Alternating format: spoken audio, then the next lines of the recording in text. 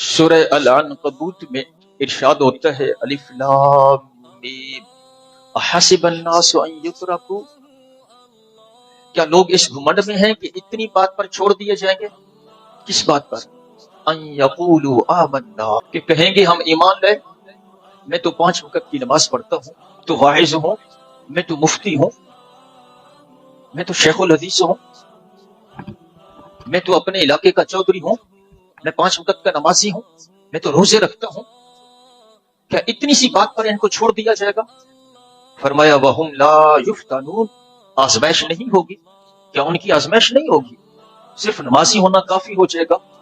صاحبو یہ ہمارے لیے آزمائش کا دن ہے، اگر ہم محفوظ رہے تو یہ اس کی رحمت ہے، اس کا کرم ہے، ورنہ کوئی یہ مت کہے کہ میرے شہر کے آس پاس بڑے بڑے بند ہیں،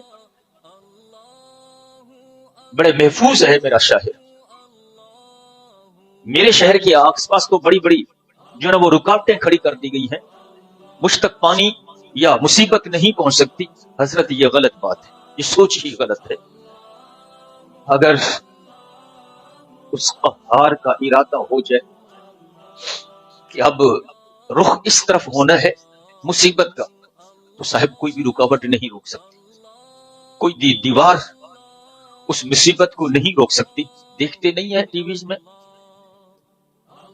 میڈیا پر آپ نہیں دیکھتے کہ کتنے مضبوط شہر ہوتے ہیں اور کتنے مضبوط انہوں نے بلڈنگیں بنا رکھی ہوتی ہیں، اور ان کے خیال میں تو جناب اسے زلزلے کو بھی پیش نظر رکھ کے وہ بلڈنگ بنا رہے ہوتے ہیں، لیکن ایک لہر اٹھتی ہے ایسی کہ وہ چھتوں کے اوپر سے گزرتی ہوئی سب کچھ ملیا میٹ کر دیتی ہے۔ میرے رب کے سامنے کسی کی کوئی تدبیر نہیں چل سکتی۔ تو اس وقت جو میرے ملک پاکستان کہ ان علاقوں میں جہاں سیلاب جا رہا ہے، جا چکا ہے، ہم سب کے لیے آزمائش کا یہ وقت ہے، ہمیں بھی آزمایا جا رہا ہے۔